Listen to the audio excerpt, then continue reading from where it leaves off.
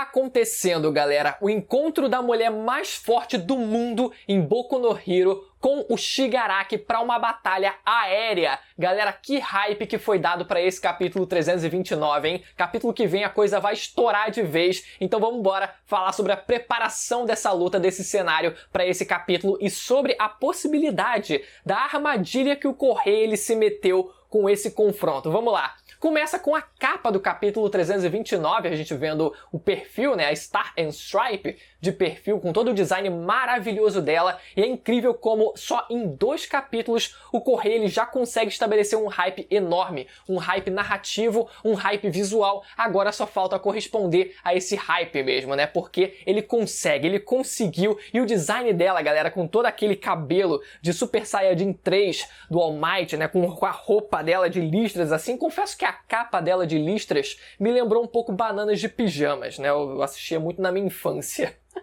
Com todas aquelas listras, mas é mais porque o mangá ele é em preto e branco, então realmente fica um pouco mais difícil da gente pelo menos, de destoar uma coisa da outra, mas ficou legal. O design dela ainda é muito legal, mas o capítulo em si começa com toda a pose do All For One sentado, né, com a perninha cruzada dele. É um cara que ele não tem problemas com a masculinidade dele. Se ele sentar ali de perninha cruzada, ele não vai ter problema nenhum. Aquela calça ali pescando um pouco de siri ali também, né, com aquela meia baixa, ou provavelmente nem usando meia também. Enfim, toda a pose dele sentado com seus gnomos em volta, né, parecendo aqueles cachorros de vilãozão, né, com aqueles cachorros em volta também. Bem o clássico vilãozão mesmo. E ele falando sobre ele ter conseguido se manter escondido junto da Liga dos Vilões. Só que logo depois a gente vê o Spinner conversando de boa. É incrível como ele fala de boa com o All For One. Só que ele diz, não era melhor vocês só terem saído do país, por exemplo, né? Não seria mais fácil ao invés de brincar de esconde-esconde, né? Ele perguntando um negócio assim que em situações normais o vilão ele só falaria assim, meu amigo, calha sua boca, pô,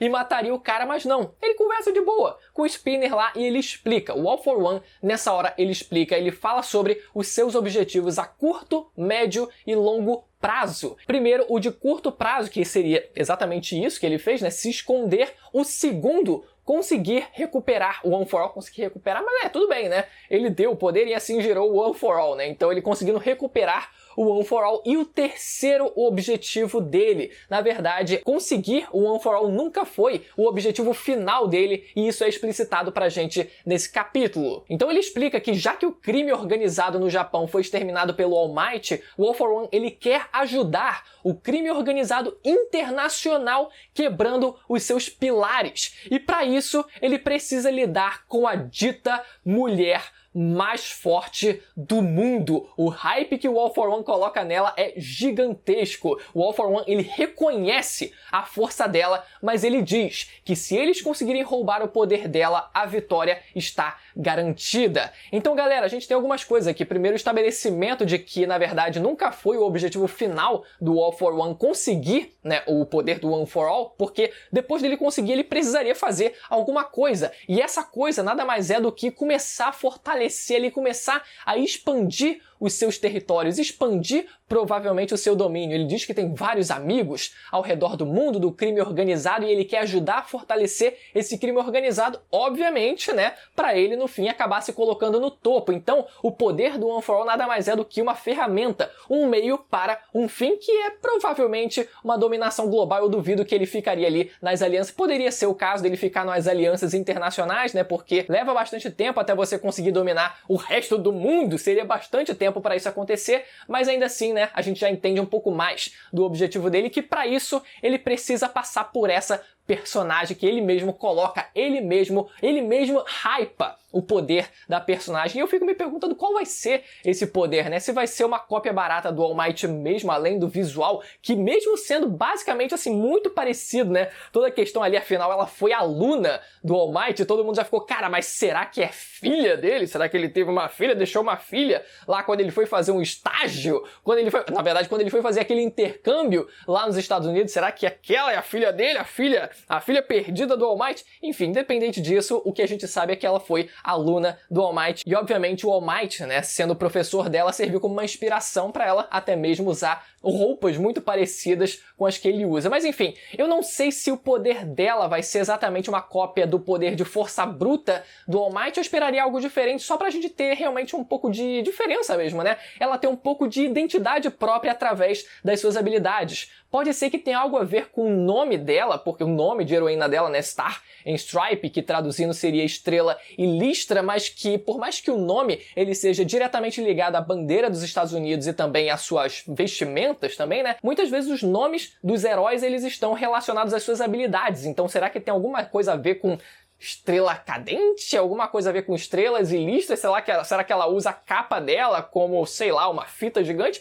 Enfim, muita coisa dá pra tirar disso, né? Poderes não tão hypados assim, né? Mas imagina, se por exemplo pega aí a ideia de, bom, eu sou a maior heroína dos Estados Unidos, eu vou trazer aqui um pouco de liberdade pra vocês e com isso eu tenho o poder da bomba atômica.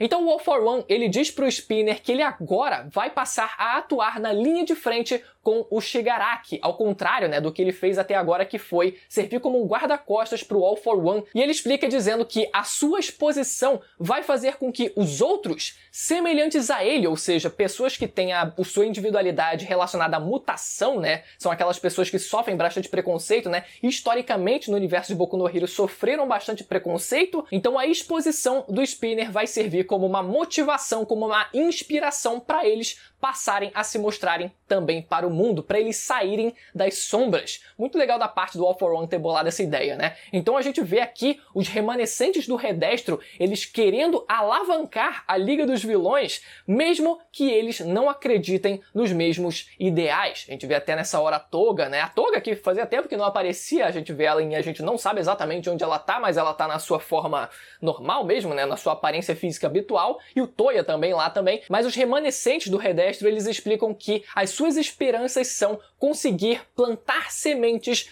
no futuro que o Shigaraki ele vai destruir, ou seja, eles estão lá alavancando a Liga dos Vilões, mesmo que eles não acreditem nas mesmas coisas, mas que para isso, para que eles conseguindo ali, ó, destruir o mundo atual, né, quebrar completamente a sociedade atual, eles consigam a partir daí sim plantar as suas sementes, né, como se fosse destruir para reconstruir.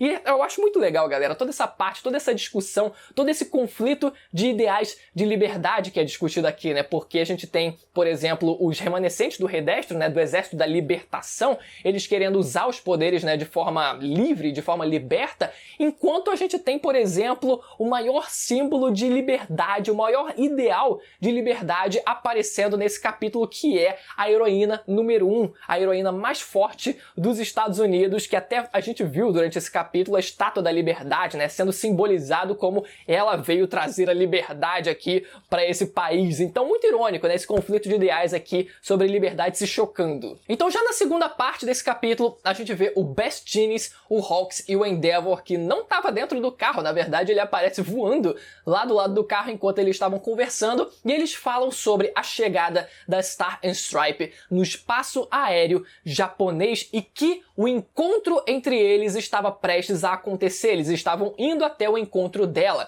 mas ela diz que foi interceptada por ele, galera. Antes do Endeavor e companhia chegarem até ela, ela é interceptada. Meu, aquela página dupla foi incrível. Olha, galera, vamos analisar um pouco essa página dupla aqui. Daquela mão do Shigaraki, você vê que tem muito pouca coisa nessa página dupla, mas ela funciona muito bem, porque de um lado, quando a gente pega e abre mesmo, né, o mangá ali, a gente vê a página dupla, só que de um lado a gente vendo as navezinhas lá no fundo, enquanto ela tá em cima de uma dessas naves, e do outro, a mão do Shigaraki, é só a mão do Shigaraki, o capão dele em volta, todo pretão, cara, muito simples, muito pouca coisa nessa imagem para uma página dupla, mas ainda assim com um impacto visual incrível, e a distribuição de cada um dos elementos, né, das naves de um lado e a mão do Shigaraki de outra, perfeita, deu um hype gigantesco, eu fiquei, cara, como é que o Shigaraki ele tá voando? Porque eu não lembro dele ter essa habilidade de voar. E será que ele adquiriu? Afinal, o All for One ele tinha também essa habilidade de voar. Só que não, a gente descobre depois, ele não tava voando. Só que antes da gente descobrir o que ele tava fazendo, como ele tava ali presente, a gente vê uma página dela dizendo que ele veio toda se achando, né? Toda realmente, então você veio me receber cedo até, né? E ela pergunta se ele seria o All for One. E a página final do Shigaraki em cima de um gnomo voador dizendo, quem sabe, né? Quem será que eu sou? Galera, prestem atenção. Primeiro, a gente viu que ele não estava flutuando, ele estava em cima de um gnomo voador, mas prestem atenção, aquele claramente não é o Shigaraki, aquele claramente é o All for One controlando o corpo do Shigaraki. O All for One, ele não ia se expor diretamente, ele só ia ali, ó, colocar o corpo do Shigaraki. Vai lá, moleque. Vai lá, moleque, faz alguma coisa. Pelo menos essa é a minha aposta. Eu não acho que, pela forma, pela frase com a qual foi dita, será? Quem será que eu sou, né? Claramente é o All for One brincando ali com o corpo do Shigaraki naquele momento. Agora, o corpo do Shigaraki não tá exatamente completo, ainda faltavam 3 dias pra esse corpo ficar completo e assim, é aquele 3 dias assim que caraca, mano, tá quase lá, vamos esperar ficar perfeito, mas aqui ó, vamos lá, vamos conversar galera, porque o Kohei, ele pode ter se metido numa armadilha, e eu não acho, é uma armadilha muito simples e que eu não acho que ele vai cair nela tão fácil, porque a gente tem 2 personagens que precisam ser hypados. A gente tem a introdução dessa personagem, a heroína mais forte, a mulher mais forte do mundo em Boku no Hero, que acabou de aparecer, teve um hype gigantesco em 2 capítulos, em simples 2 capítulos. Ela não pode ser derrotada, senão ela seria um potencial desperdiçado enorme. Não tem como. Tudo bem, meio que aconteceu com a Lady Nagant, aconteceu com ela, tudo bem, ela apareceu, teve um hype da porra, depois acabou sendo derrotada, acabou.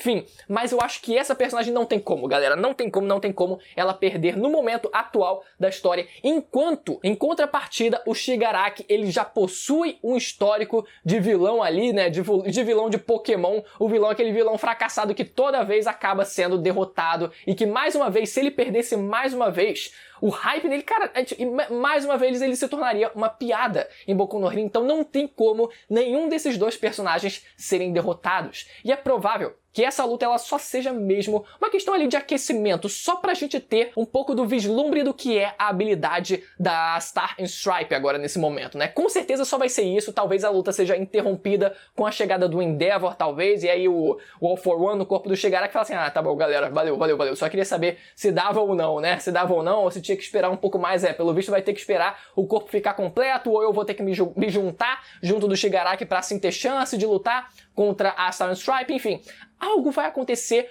quando a chegada do Endeavor acontecer, eles vão chegar, meu amigo.